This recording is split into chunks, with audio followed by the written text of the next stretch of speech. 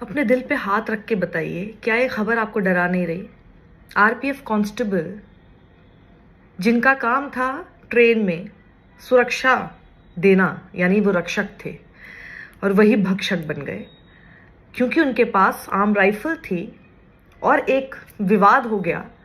उस विवाद में उस शख्स को ऐसा लगता है कि उसे इजाज़त मिली हुई है कि वो अपनी आर्म राइफल का इस्तेमाल लोगों को ऐसे ही कीड़े मकोड़े की तरह मारने के लिए इस्तेमाल कर रहे, सिर्फ इसलिए कि ये आदमी जो है वो अंदर तक इस देश में फैलाई हुई नफरत की वजह से ज़ॉम्बी बन चुका है। जी हाँ, हर घर में ज़ॉम्बी बना दिए गए हैं। ये खबर देखिए, आप जयपुर से मुंबई की तरफ ट्रेन जा रही थी 2 घंटे की दूरी पर, अभी बस मुंबई से 2 घंटे की दूरी पर ही अभी थे कि उस वक्त अपने सीनियर को भी इस आदमी ने, चेतन सिंह नाम है, हाथरस का है, गोली मार दी और ट्रेन में मौजूद 3 दूसरे पैसेंजर्स को गोली मार दी जो मुसलमान थे। और जो इनका सीनियर था एएसआई मीणा, वो तो मुसलमान भी नहीं थे। और उसके बाद जो इस शख्स ने उनको मारने के बाद बात बोली है, इस देश में रहना है तो मोदी योगी कहना है। पाकिस्तान से ऑपरेट हुई हमारी मीडिया, यही मीडिया कवरेज दिखाई पता चल रहा हूँ, सब पता चल रहा है, आखा देखा पता चल रहा है ये क्या कर अगर वोट देना है, अगर हिंदुस्तान में रहना है, मैं कहता हूँ मोदी और योगी एक दो है और आपके ठाकरे। ये अपने आप में पूरा सार है इस बात को बताने के लिए कि इस देश में जो नफरत, जहर फैलाने वाली राजनीति इस वक्त की जा रही है, ये सब उसका परिणाम है। और सिर्फ चेतन सिंह अकेला इन लोगों के मर्डर का दोषी नहीं है। इस देश की वो गोदी मीडिया जो दिन भर सिर्फ हिंदू मुसलमान करके जहर फैलाती है, नफरत परोसती है, एक दूसरे को लड़ाने का काम करती है, देश में उन्माद फैलाती है, उसके ये जो गोदी एंकर हैं नफरत से भरे हुए, ये लोग आप लोगों को ज़ॉम्बीज बनाने का काम कर रहे हैं।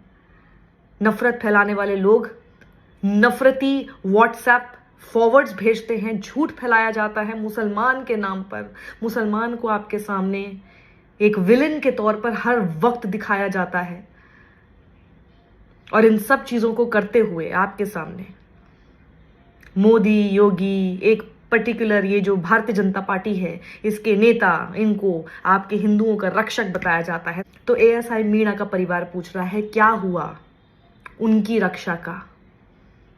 समझ में आया आप लोगों को कुछ, या सिर्फ इसी तरह से सिर्फ आंख बंद करके घूमते रहेंगे? अगर इस देश की सुरक्षा के लिए सबसे ज्यादा खतरनाक कोई है इस वक्त, वो है ये गोदी media, WhatsApp, fake news spreaders. और ये फेक न्यूज को फैलाने वाले भी खुद ये गोदी मीडिया के लोग हैं। एक पॉलिटिकल पार्टी तो झूठ फैलाती है, लेकिन उसके झूठ को प्रोपेगेंडा की तरह आगे प्रोपेगेट करने का काम गोदी मीडिया करता है। इनकी डिबेट्स आप देख लीजिए, कितनी ये लोग रोजगार के ऊपर, आपके आम जीवन पर डिबेट्स करते हैं, और आप लोग इनसे पूछना भी जरूरी नहीं समझते।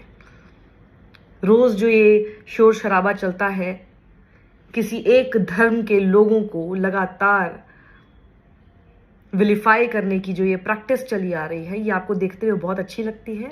आप मुझे बताइए, अगर अच्छी लगती है तो अगली बार ट्रेन में जब आप बैठेंगे और इसी तरह से कोई आरपीएफ का जवान आपके सामने ऐसी ही किसी एक बंदूक के साथ लैस होगा, आप सुरक्षित महसूस कर पाएंगे कि नहीं कर पाएंगे? क्योंकि एएसआई मीणा को भी याद रखिएगा, अभी तक ये बात साफ नहीं है, लेकिन ये कहा जा रहा है, क्योंकि इंडियन एक्सप्रेस से बात करते हुए रेलवे ने ये बोला है कि समझ में जो पता चला उनको ये कि आपस में इन लोगों की कुछ आर्ग्यूमेंट हो गई कम्युनिटीज को लेकर, और कम्युनिटीज को लेकर जो आर्ग्यूमेंट हुई उसके बाद वो आदमी ने आपा खो दिया, और ये तो दिमागी तौर पे ठीक नहीं है। तो दिमागी तौर पे अगर ठीक नहीं था तो ये रेलवे प्रोटेक्शन फोर्स में आखिर कर क्या रहा था, अगर इसका दिमाग ठीक नहीं था? आप सोचिए, अब इसको सिर्फ अदर वे राउंड करके देख लीजिए। इसी आदमी का नाम चेतन सिंह ना होके अगर कोई मुस्लिम होता है तो अभी तक तो इसको आतंकी करार दिया जा चुका होता है, इसके ऊपर यूएपीए, एनएसए सब कुछ लग चुका होता, और इसके नाम पर लगातार गोदी मीडिया आपके सामने इतने डिबेट्स करके पूरे धर्म को ही आतंकी करार दे चुका होता। 12 साल हो गए थे इसे सर्विस में। छुट्टी 12 दिन की छुट्टी लेकर ये वापस आ रहा था और 12 राउंड गोली इसने चलाई है अपनी आर्म राइफल से और 10 राउंड गोली चली है एएसआई मीणा की रिवॉल्वर से, उनकी पिस्टल से।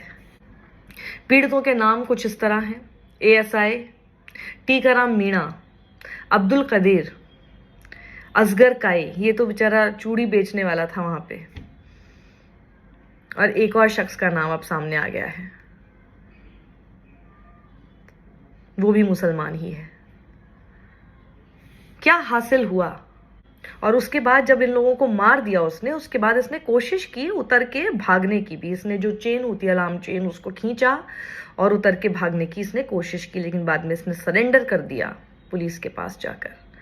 वेस्टर्न रेलवे जो मुंबई में है, उसके सोर्स ने इंडियन एक्सप्रेस को बताया कि जो शूटिंग है ये एक आर्ग्यूमेंट के बाद हुई थी, जिसने फिर सांप्रदायिक रूप ले लिया। आप देख ही रहे हैं ना, क्या ये आप लोगों के साथ, मैं इसको सिर्फ आपके साथ एक बार रिलेट करके बता रही हूँ, क्या ये आप लोगों के साथ होता है कि नहीं होता है कि आप लोग आजकल जहां पर भी बैठते हैं, अगर दो अलग अलग विचारधारा के लोग आपस में होते हैं, आपस में जो आपका डिस्कशन होता है वो एक समय के बाद चीखम चिल्ली में, लड़ाई झगड़े में तब्दील हो जाता है।